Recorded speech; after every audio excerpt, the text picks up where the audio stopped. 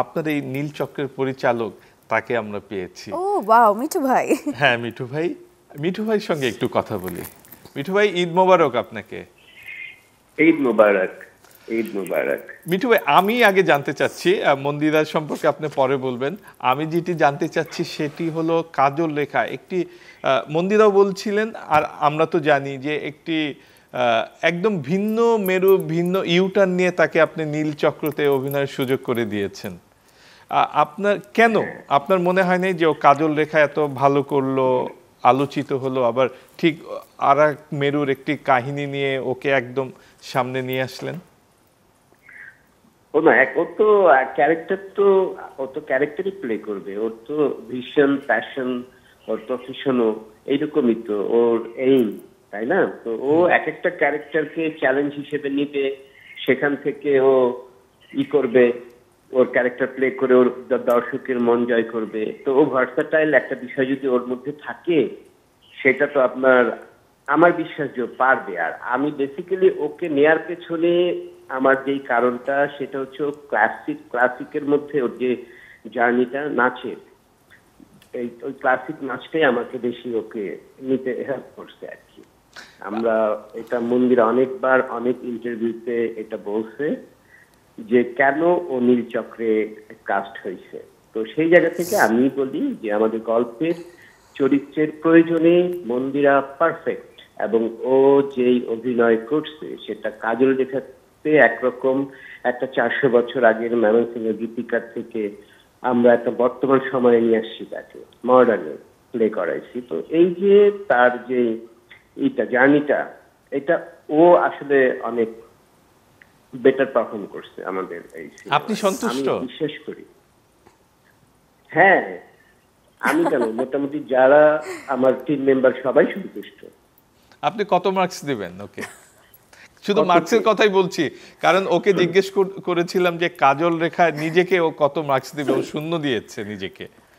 আপনি নীল চক্রে আপনার অভিনয়, শিল্পীদের তো আসলে এইসব মার্কস দিয়ে বিচার করা যায় না, কখনোই যায় না আসলে, তাই না? তা তো ও যদি ওকে শূন্যতে রাখে, এটা ওর উদারতা আর কি, আসলে এটার উদারতা। মন্দিরা, একটা শিল্পী বিনয়ী না হইলে তো হবে না। যত বড় শিল্পী সে তত বিনয়ী হতে আমরা দেখি। না, সেটা তো আমরাও জানি, আমি নিজেও দেখেছি ফিল্মটি। ওর বিনয় ওকে আরো অনেক দূরে নিয়ে যাবে। তো ওর ভিতরে কি খুব বিনয়ী ভাবটা বেশি নাকি মিঠু ভাই? একদমই একদমই একদম, আসলে আসলেই ও অনেক হেল্পফুল, অনেক হেল্পফুল। কি মনে হয় ও কত দূর যেতে পারবে? আমি আমার জায়গা থেকে বলতে পারি যে ও যদি আরো বেটার ক্যারেক্টার, আরো বেটার বলতে চ্যালেঞ্জিং ক্যারেক্টার গুলো লাইফে আসে, সেগুলো পার পেয়ে যাবে, উত্তরায় নিয়ে যেতে পারবে। ওর মধ্যে সেই ক্ষমতাটুকু আছে, মানে ওই জায়গাটা ওন করে, ভেতরে লালন করে। ও পারবে, ও চ্যালেঞ্জ একসেপ্ট করতে চায়। আমার বিশ্বাস ও অনেক দূর যাবে।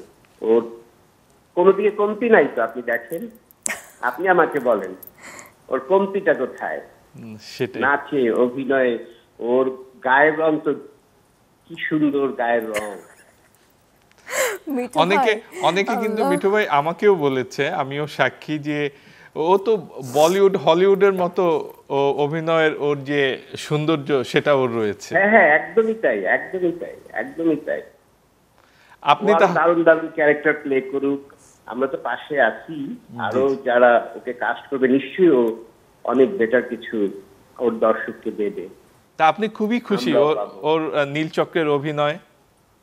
হ্যাঁ, সবাই সবাই, আমি তো বলছি যে টিমের সবাই, এবং আপনিও নিশ্চয়ই যখন হলে গিয়ে ওর পারফরমেন্স দেখবেন, আমার বিশ্বাস আপনিও খুশি হবেন। আচ্ছা, যেহেতু আপনার প্রশংসা খুব ভালো লাগলো, আপনাকে অনেক অনেক ধন্যবাদ। আর জানতে চাচ্ছি যে তাহলে নিশ্চয়ই আপনার পরবর্তী প্রজেক্টে ওকে দেখতে পাবো, তাই তো? নিশ্চয়ই নিশ্চয়ই, কেন নয়। মিঠু ভাই ভুলে যাবেন না কিন্তু, এই যে বলেছেন রেকর্ড হয়ে গেল কিন্তু কথা।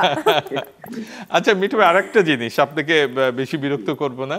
না না না না, আরেকটা, এই নীল চক্রের কি মানে ওর কাজল রেখা রিলিজের আগে আমরা খুব মানে হইচই শুনেছিলাম কাজল লেখা আসছে, কাজল লেখা আসছে। নীল চক্র কি আপনার মনে হয় সেইভাবে একটু ডাক ঠাক পড়েছে, সারা পড়েছে সব জায়গায়? সারা পড়তেছে। আমাদের তো ধরেন একই সাথে এতগুলা সিনেমার একই সাথে আসে, কোনটার নিচে যে কোনটা চাপা পড়ে, কোনটা যে কোথায় উঠে যায়, এটা আসলে ঠিক ঠিক এই কথাটি বলছিলাম আমি, যে এই সবাই কেন যেন ঈদকে সামনে রেখে ফিল্মগুলো রিলিজ দেয়, যাতে দেখা যায় গল্পের চলচ্চিত্রগুলো অগল্পের চলচ্চিত্রের কাছে হারিয়ে যায় কেমন যেন।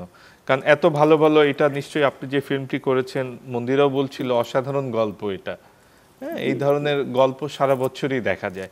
তো এটা ঈদে না দিয়ে আমি যদি একটু অ্যাড করি, এটা আমি যখন সেন্সর বোর্ডে আমাকে ডাকা হয়েছে, তখন এরা প্রিভিউ করছে, করার পর আমাকে ডাকলো যে আপনার এই কার্ড হয়ে গেছে, আপনি আসেন। তো আমাকে গেলাম, তারপরে বলছে যে এই সিনেমাটা আপনি ঈদের জন্য অপেক্ষা করেন না, এই সিনেমাটা যে কোনো সময়ের সিনেমা, এটা বর্তমান জেনারেশনের যে অ্যাওয়ারনেস, তাদের গার্ডিয়ানদের যে অ্যাওয়ারনেস ক্রিয়েট হচ্ছে এই সিনেমা, আপনি এখনই পারলে রিলিজ করে দেন। এটা আমাকে সেন্সর বোর্ড থেকে বলছে। আচ্ছা আচ্ছা, ঠিক আছে মিঠু ভাই, শুভকামনা আপনার জন্য এবং আপনার নীল চক্রের জন্য। আমরাও চাই দিন শেষে যে আসলে গল্প ভিত্তিক যে চলচ্চিত্র, সেগুলো দর্শকের আরো কাছে যাক, সর্বোচ্চ দর্শকের কাছে যাক।